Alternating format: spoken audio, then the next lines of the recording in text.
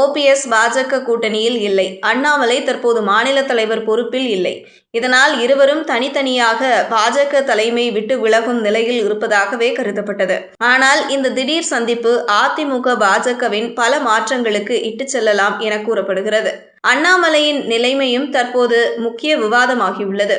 மாநில தலைவர் பொறுப்பிலிருந்து விலகிய பிறகு அவர் எந்த புதிய பொறுப்பும் ஏற்கவில்லை. ஆனால் வரவிருக்கும் சட்டமன்ற தேர்தலில் அவர் முக்கிய பங்கு வகிப்பார் என்பதற்கான தகவல்கள் பாஜக வட்டாரத்தில் பரவலாக பேசப்படுகின்றது. குறிப்பாக அண்ணாமலையை தேசிய அளவில் உயர்ந்த பதவிக்கு கொண்டு செல்லும் முயற்சி நடக்கிறது என்று கூட சொல்லப்படுகிறது.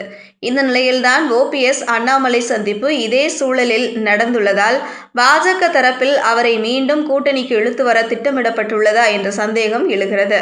அதேவேளை அதிமுகவை ஒரே அணியாக கொண்டுவர அமித்ஷா தீவிரமாக முயற்சி செய்கிறார் என்றும் பாஜக வட்டாரங்கள் கூறுகின்றன.